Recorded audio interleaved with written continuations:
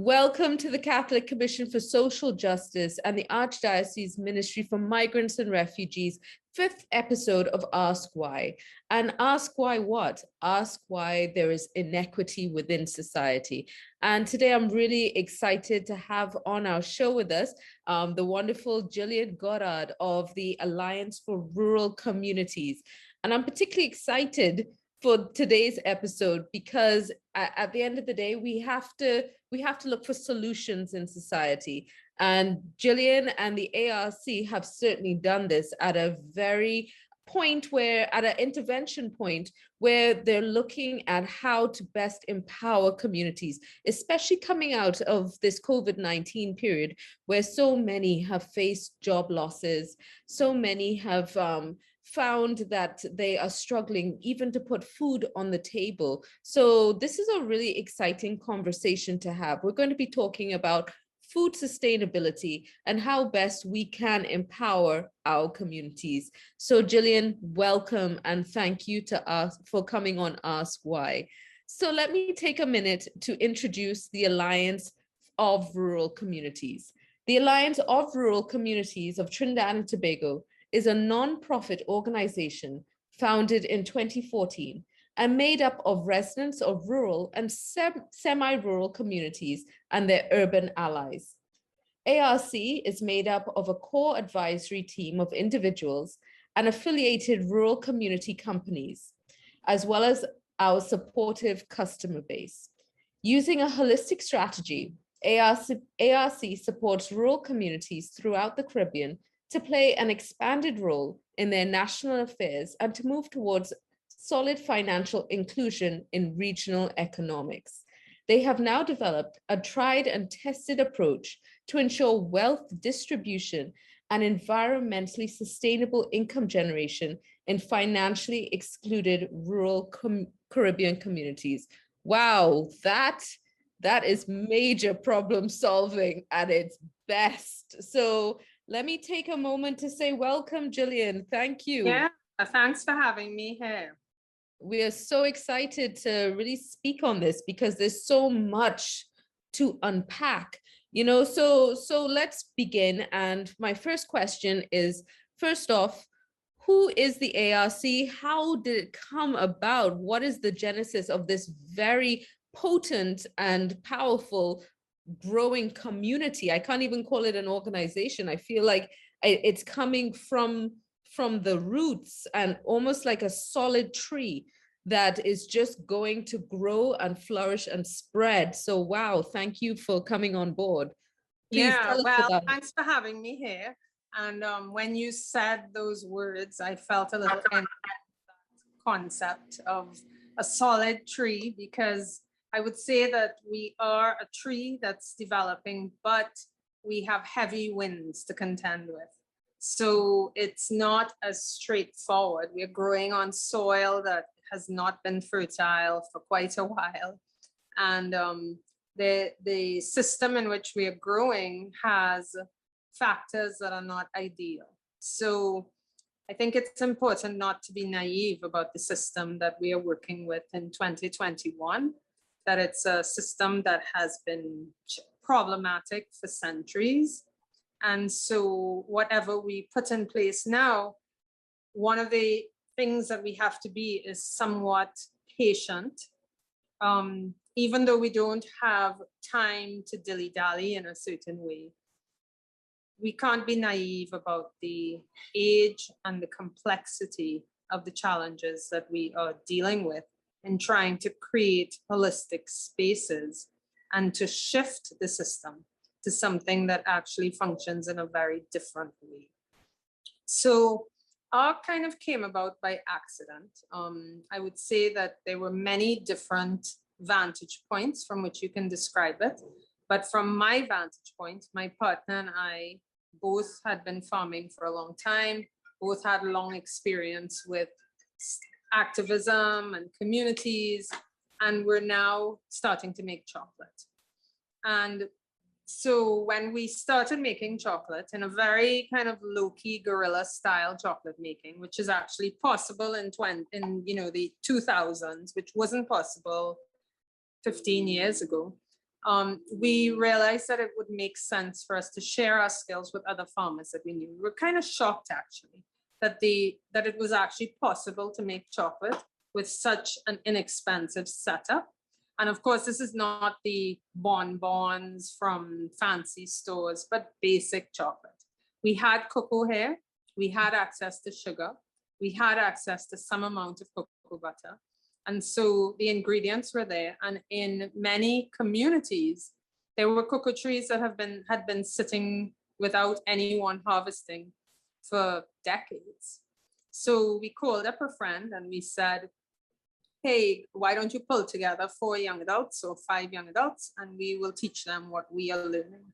And that's actually how the beginning part of ARC started. Now, of course, when you have an organization that's as complex as it is now, there are many vantage points because there are things which got incorporated into ARC from which I don't have the founding perspective. So soon after we began to teach chocolate making, I was asked by an organization to teach a different community chocolate making. So it already started speeding up. This was in about 2014 going into 2015. We had no idea of ARC at that point. We were just basically doing skills transfer.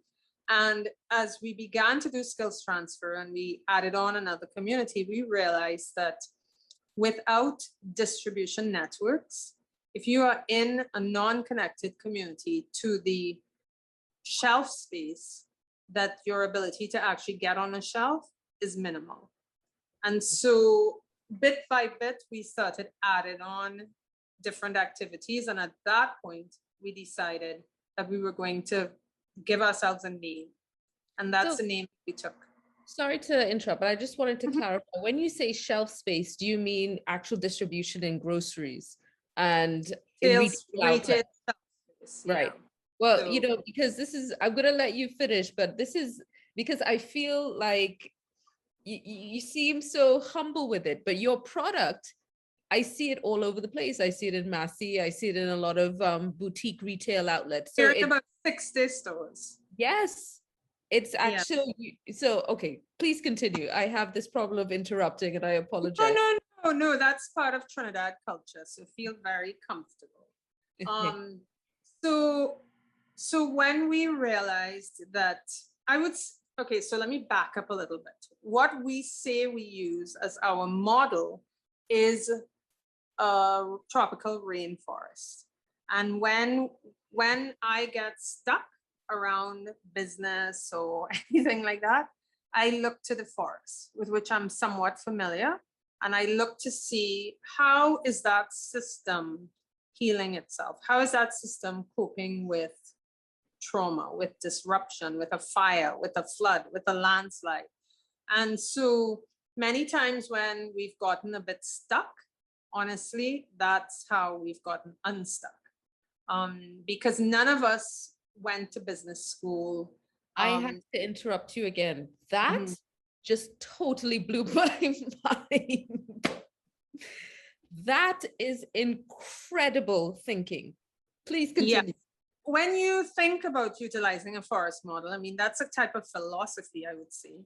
And most land-based cultures that existed and exist on this planet, that's their philosophy. The natural world is much more complex than human interactions and human communities. So if you're going to look for solution, why should you look to something that is much more simplistic and much more fraught with challenges and lack of evolution into new systems and constantly challenged by changing conditions? Why should you look at a human community? Honestly, it's where I look when the problems are basic. But for complexity, the forest, the natural world, the natural systems, they are worth imitating. So that's really our. I mean, it is literally, obviously we are looking at life through a Catholic lens, but this is exactly that. It is, for us, we could say that it is God, because nature is God's creation. I want to say it again, because I think sometimes when people see something that has been going on for a couple of years, they don't see themselves in it. And I wanted to be clear that this was not started with any intention outside of a philosophical base that everyone deserves a good life, and everyone includes the Guti, the running water, the person running down the street or riding a bicycle, that we all deserve a good life. And so the action on which that then gets expressed is based on a philosophy. And so ARC is an organization that we constantly talk about ideas, or about why, or about how. It's not just about, yes, we do. I'm big into spreadsheets. I love spreadsheets. They are like, I absolutely enjoy doing spreadsheets, but that's not anything but action based on a way of thinking. So ARC started with just 2 people. And it's not impossible that this type of action takes place in many different spheres, as it does. But ARC is, I think, one of the ways that we have functioned well is that we have attempted to create something that can be replicated. Because in times like this, you need a speed up. So it's almost like, you know, when you have a landslide, if you are going to be able to utilize that land, you have to speed up what you do.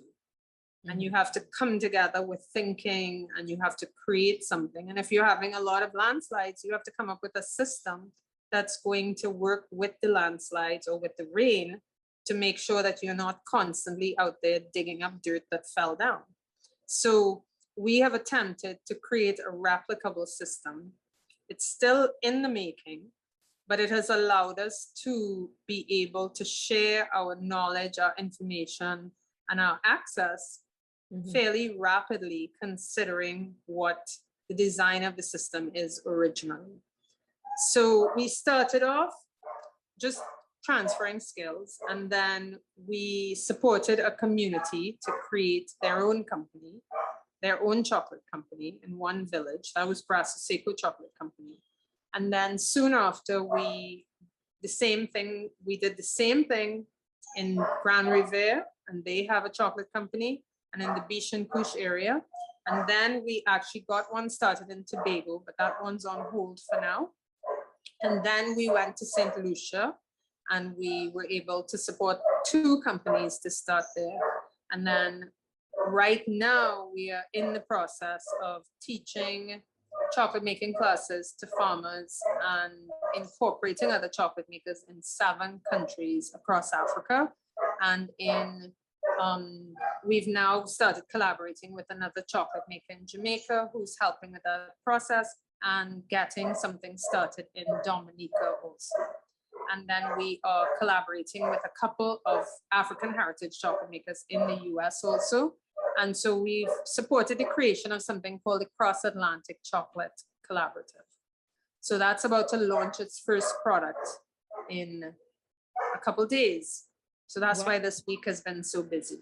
Well, that's actually pretty incredible, because that is 7 years of work, and you're already a global entity.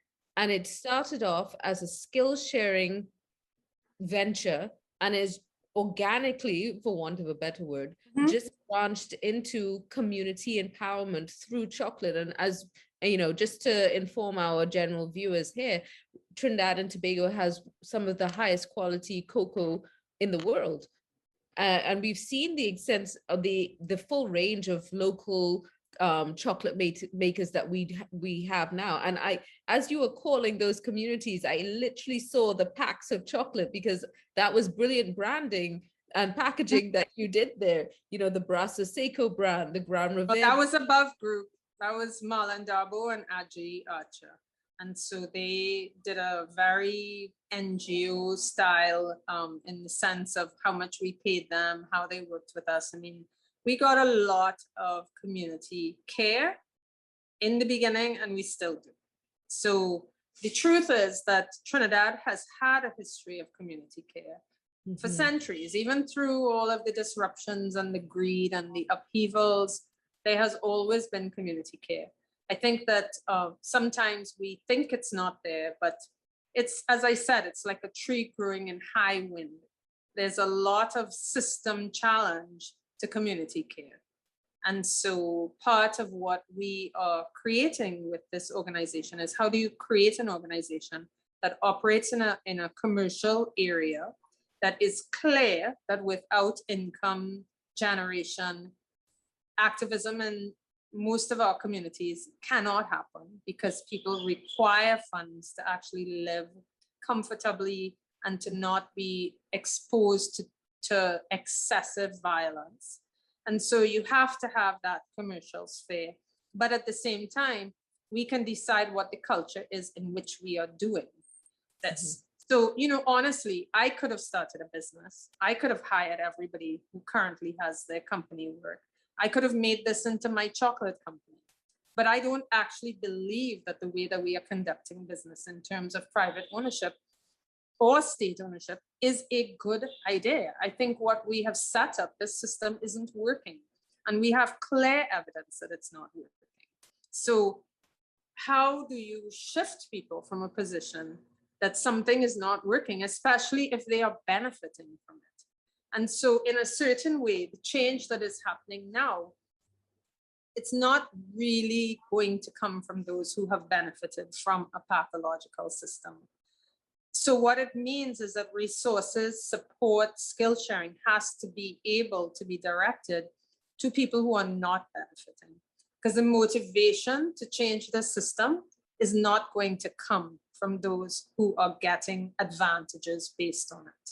So I want to ask you a question here, because I agree with you. The status quo is always preserved by those that it's working for. And right now, the reality is it is working for a certain smaller, narrowing segment, but richer segment than we've seen before. We live in a world where we have the billionaires now, and we see it, literally, we could call it a lack of grounding, because these billionaires like Elon Musk, like Richard Branson, are shooting up to the skies. And there was that recent article by the UN, the head of the UN actually condemning them spending so much money when we have so much world poverty. But what I like about your system is that you're so spot on. You're empowering the grassroots communities, and that's where the shift will happen. So I really wanted to ask, how are you seeing,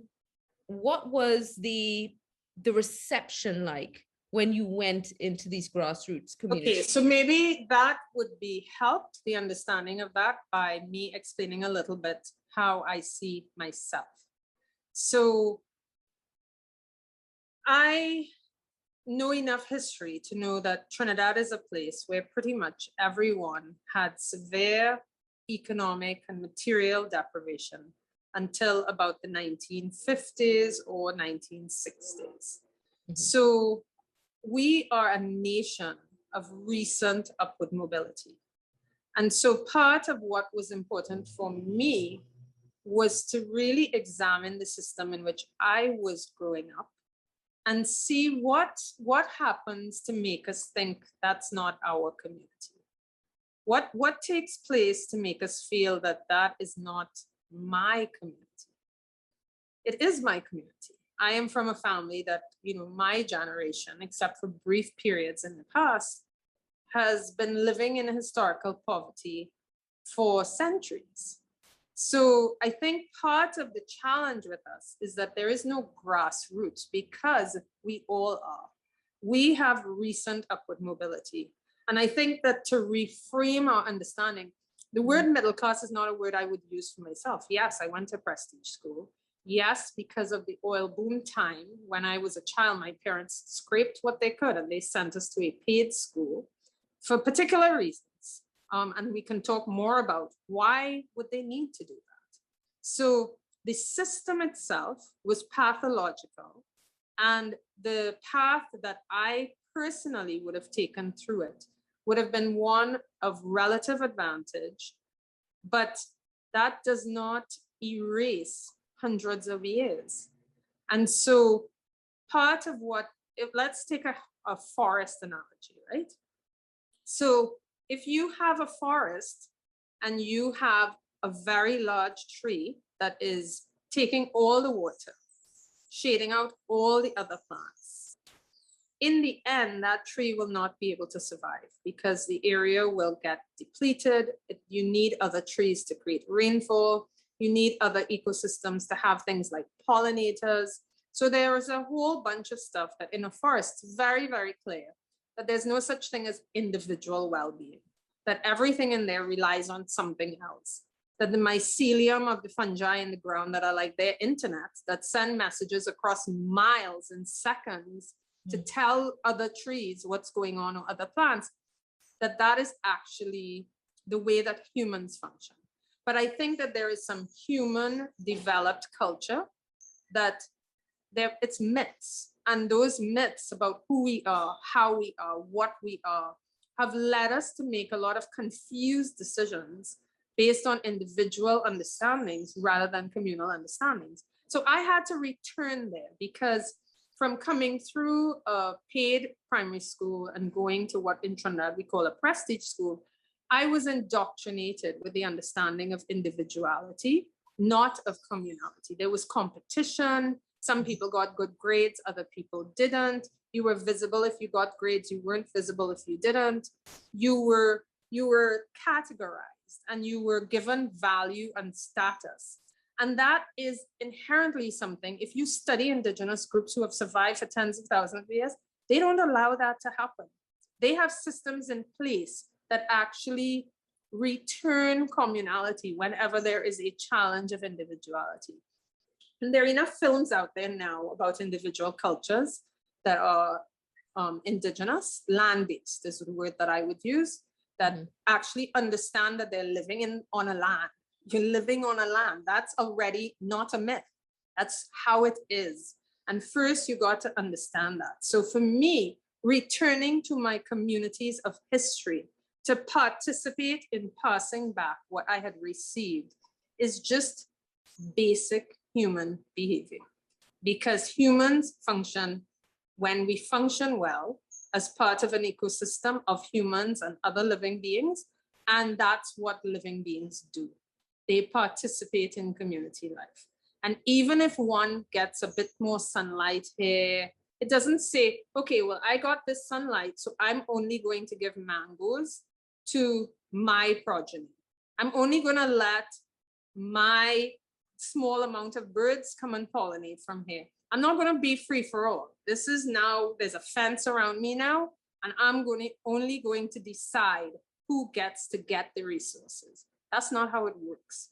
So I think in terms of us as cultures, because we really have to differentiate between ourselves as living beings and ourselves as cultures. So you have a culture, and a culture is basically a bunch of behaviors based on a philosophy.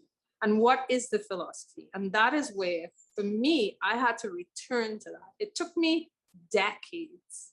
So I would not say that when I was 23 years old, I realized some of the things I'm talking to you about now. And I don't think it had anything to do with my age. It had to do with the fact that I was in a system that had a certain philosophy, that believed in competition, that believed there was hierarchy in human beings. Some were better than others, and there was hierarchy in life. Some life was better than other life.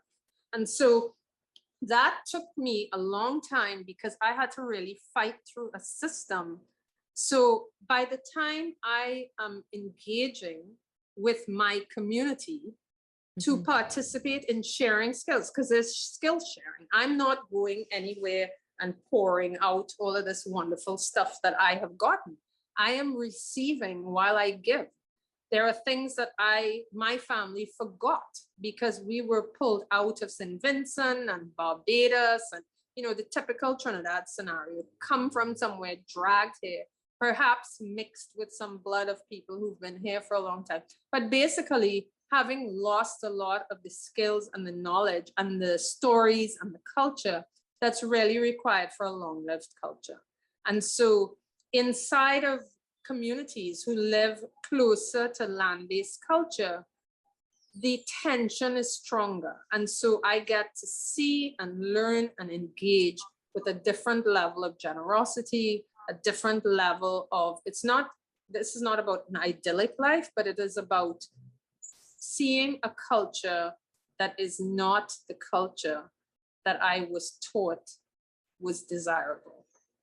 I am not necessarily in the same boat as most NGOs, because I am temporarily as one of the directors of the Alliance of Rural Communities, and one of our main objectives is to ensure that leadership skills to run the organization are rapidly transferred.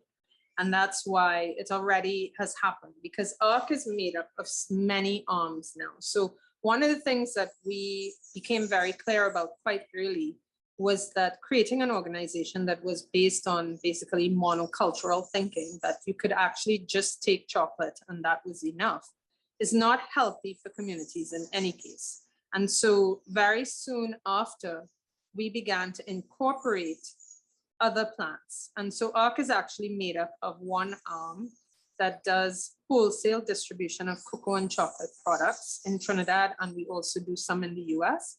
We also have a retail arm where we have a shop, a small shop and cafe in St. Augustine. We're moving in the next week. So we will put out the information soon about our new location.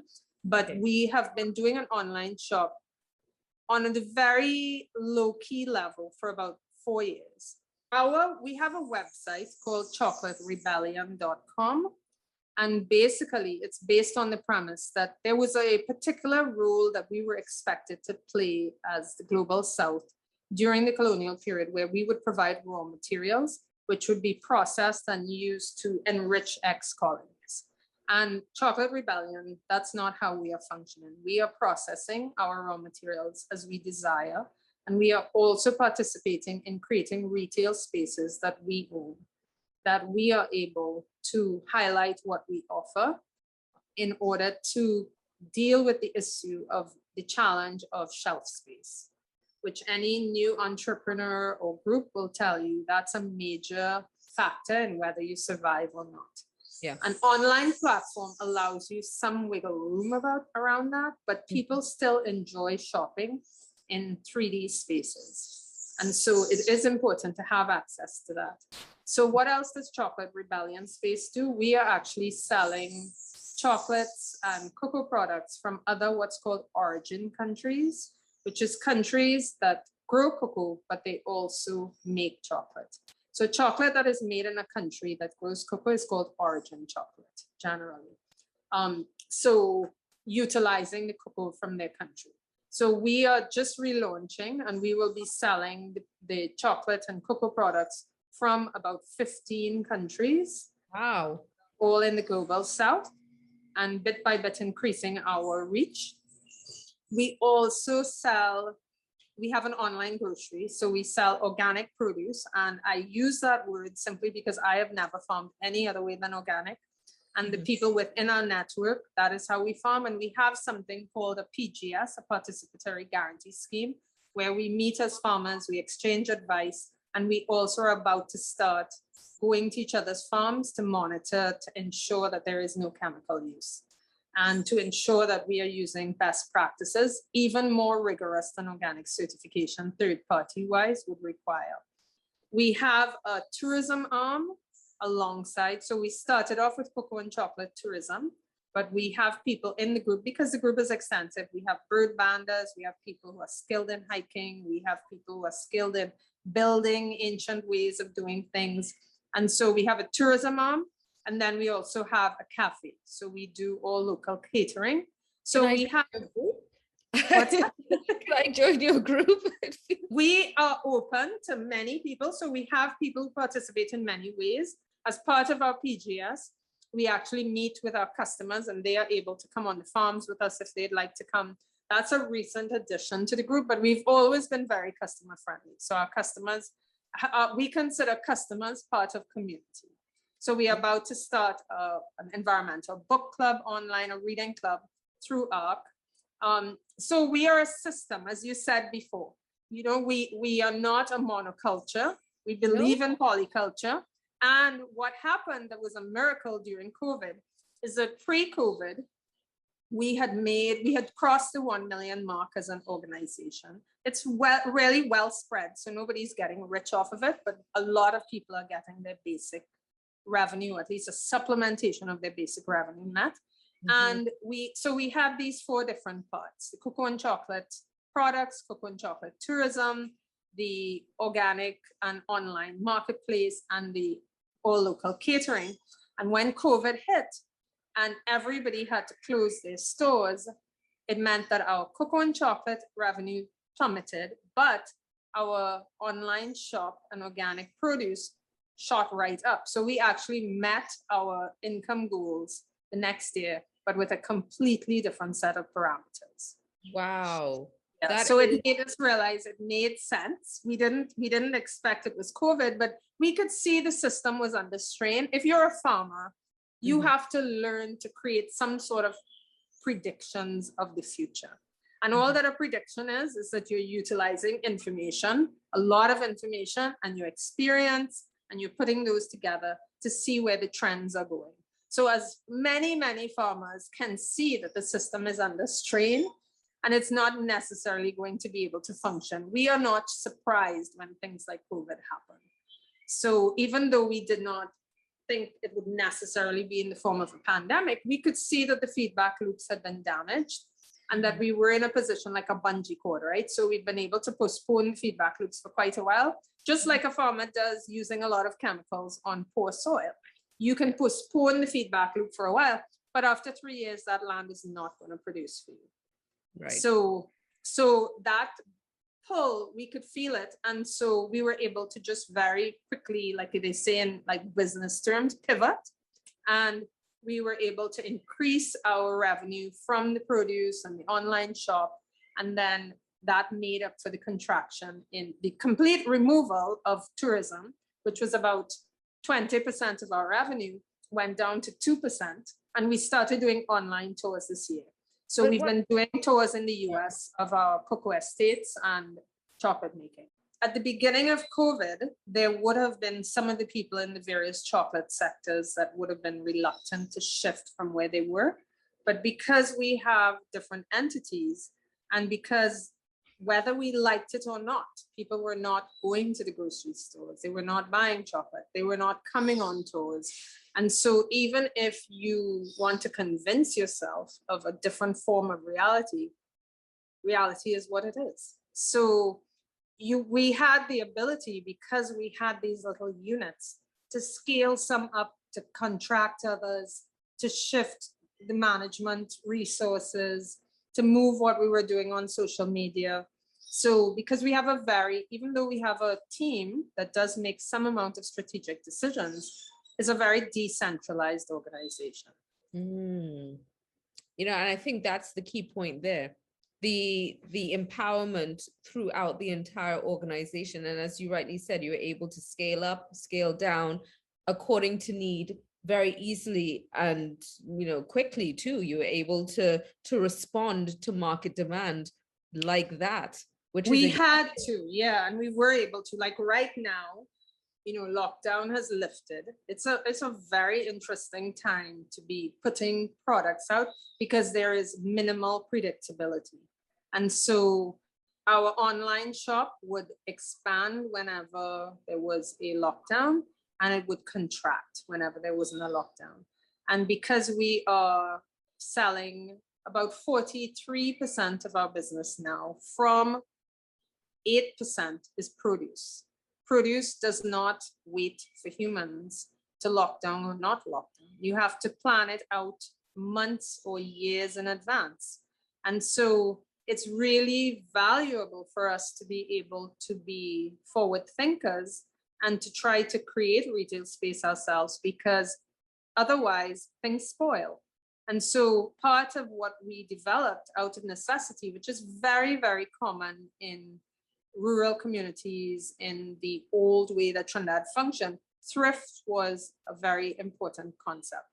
And so the techniques to utilize things so that they didn't spoil and you had to throw them away we have been trying to reintegrate those into our organization. So what do you do if you have bananas? So we would dry the bananas, or we would make a chutney. So our produce arm, fortunately, has a link to our processing arm. And so we can actually take cassava and turn it into bammies or cassava bread. And we can peel things, and we don't use single-use plastic. So everything is wrapped. If we freeze something, it's wrapped in a Sahari leaf or a banana leaf. And we deliver in cardboard boxes, and we only use home compostable materials in our packaging. Can I just say something? You know, you began as an organization that really focused on skill sharing. But to me, what I would say, and again, it was with regards to agriculture, but definitely with regards to your business acumen, there's certainly a model that is emerging here. I mean, would you be willing to, would that be something that you would look at, the skill sharing of the business model, your business entity that has organically, again, want for a better word, just developed around you with Yeah, so we do. So in other words, each chocolate company is its own business. So that means that there has had to be the sharing of skills and the development together, okay? Because I have run several businesses, but I never ran anything this complex. So it's clear that it's not, you know, me, superwoman, flying in through the door with skills already in place, like tick, tick, tick, tick, tick. No, it wasn't like that. We are growing together. So we do a lot. I mean, Zoom has been a godsend because we are scattered, right? So we have interaction in communities in Grand Riviere. We have had interaction from farmers in Matlot, in Beach, in Couche, in Rio Claro, in Cora, in North Coast, and the way the transport systems, the roads are in Trinidad, some of those places, like if you could just go over the back of the valley, it's not that hard, but we have to come out of our valleys, go across the main road, go back into the valley. So Zoom from COVID has completely allowed us to transform. I would have to give credit to the fact that that type of remote communication has definitely speeded up our ability to pivot and to create new strategy.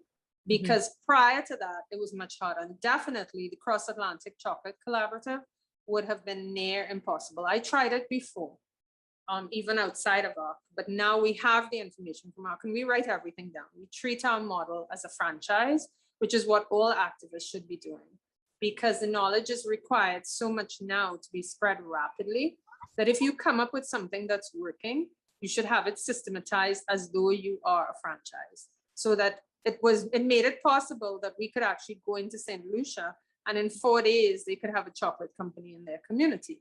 Now, there are some ongoing things that are not as easy to systematize because there are specifics. St. Lucia's economy prior to COVID they had over 1 million visitors a year. Trinidad, nothing like that. So the chocolate opportunities in the two places are very different. In Trinidad and Tobago, we have, I think our GDP per capita hovers around like 15,000 to 18,000 US per capita per year. Jamaica, it's about, I think, 6,000. In Uganda, it's 800. So even if you take the same skills model, right, the way the skills are shared and the resources are moved in your community will depend on what your current situation is. And that, once again, for somebody who farms or who looks at the forest, that's kind of common sense. Because the way you would spread pollen in the dry season, you wouldn't spread it that way in the wet season. You would respond to the time and to what is going on at that moment. You would not create a rigid structure that requires the same response day in, day out, year in, year out. I love that you've franchised your model too. As you rightly said, you know, this is that level of understanding your worth and your value is that cultural shift that you're living it, but I think we need to really appreciate about ourselves, because certainly you've produced a global model here. And Yeah. this is something that is actively happening right now. It's so exciting. So coming out of COVID-19, and going back to this idea of how the general public can now adapt these certain ideas, because food sustainability is something that we're all worried about, especially with the significant job losses. But interestingly enough, your organization has thrived in these times.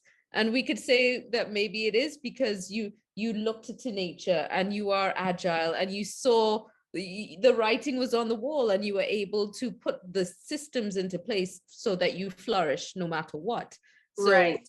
Well, I know that the conversation was supposed to be about climate change, right? So let me just put a little plug in there for climate change.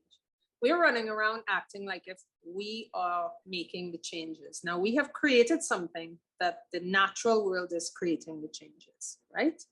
Climate change is not us going and turning the dial a certain way. The natural world is doing certain things, creating certain limits, operating in a particular way that then has repercussions on our lives. So we are in a system. And I think one of the ways that the replicated model works is that in a way, the system of global oppression is the same everywhere. It's not as though in one place women are getting much higher salaries than men, and in another place, men are getting much higher salaries than women. Pretty much all over the world, the same situation exists. So it means that it makes it possible for us to put solutions in place that might be environmentally specific, but that are still dealing with the same fundamental issue. and So therefore, in a way, because the oppression has become so homogeneous, because a lot of it, what we're dealing with currently, not, and I'm not speaking about in 1200 or whatever, but in 2021, what we are dealing with is stuff that in particular speeded up in the 1500s. And so it was coming from one direction, it was one philosophy, it was one approach. And so even though it led to multiple versions of a feedback loop, it's still the same trigger. And so that in a way makes it a little easier from my perspective as an activist for us to collaborate, for us to work together, because even if you're working across issues, you actually have the same problem. But that is where I find that around this issue, there's a very fragmented response. And because it's not really, for me, based on philosophy, I honestly think that if you don't have a fundamental philosophy, it's very difficult to have effective action. So, Jillian, I wanted to now ask you, what do you think that trigger thing is? What's the root, in your opinion? Because I love hearing everyone's perspectives, because what do you think is that core root thing that is the source of the oppression that we're all well, I sharing? mean, okay, on a superficial level, I think Western Europe colonization and the culture that was in place at the time that was then exported all over the world, which was a culture of stratification and consolidation of power with the means to exert the power. Because you have to have both of those things. You can have power, but if you don't have the means, whether it's philosophical, whether it's material, to exert the power, then there's only so far you can go with it. And I mean, I read a lot of history. So I read a lot of books from the US, when the native population, which was a land-based population in general, came across a population that was civilization-based. And those are, to me, two contrasting philosophies. So if your philosophy is centered on the role of the human versus your philosophy centered on the role of the entire living community, you end up with different conclusions.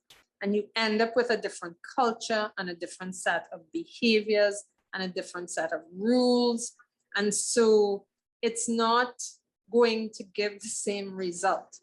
And the long-lived cultures who were able to steward the world in a certain way, they were not tiny cultures. I mean, the Amazon, now that there are tools to measure it, it's clear that there were millions of people living in the Amazon. but their philosophy of how they lived there meant that you could enter in the Amazon as an unfamiliar person, and you would actually think it was an untouched forest. You would not see the hand of humans there, because the way that the human culture operated was with a veneration of the non-human culture and an imitation of it. And yes, a speeding up of it, a potentiation of it, in the same way that many animals do. Bachaks use natural rules, and they do certain things to improve their lives, but imitating what is already in the system. So Bachaks are gardeners. I don't know if you know that. So they don't actually eat what they collect, but they feed that to a group of fungi, and then they eat the product of the fungi. So they are utilizing an imitation, a way that their system works. It's a real system that they have, and they are gardeners because they are not directly foraging. They are foraging to feed that to something that they grow. So in the natural world, you can see different species potentiating their own experience. And the land-based cultures, humans did that all the time. They would strengthen the soil, they would choose, even cocoa. When you look at where cocoa originally came from, there was obviously some manipulation genetically. So if you're in a place for 50,000 years, what are you gonna do? You're going to play around, you're gonna experiment, you will have scientists, you will have people who are experimenters, you will have innovators. So it's just that all of it is done on a different platform and foundation than if you are doing it all thinking about humans.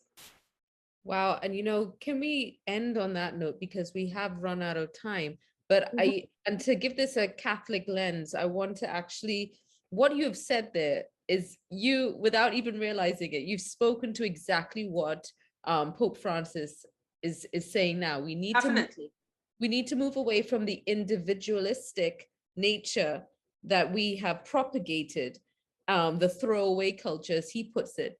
And we need to now see ourselves as we were originally supposed to be, stewards of creation and not having dominion over the earth. And what you said there about the Bachaks, I find it, you know, I immediately think we as humans, we forget how sophisticated and how intelligent nature is. And we're simply aspects of that. We are not here to have dominion. We are not superior in any way. We are created alongside. So, oh my gosh, Gillian, thank you so much for this conversation. Please come back, join forces with the Catholic Commission for Social Justice. There's so much synergy here. Your work is phenomenal. And thank you so much for joining us today. On behalf of the Catholic Commission for Social Justice, we'd like to thank ARC for joining us. Please keep us informed on all your work, and take care, everyone. Have a good evening. Tune in next week for episode 6 of Ask Why. Bye, everyone. Bye.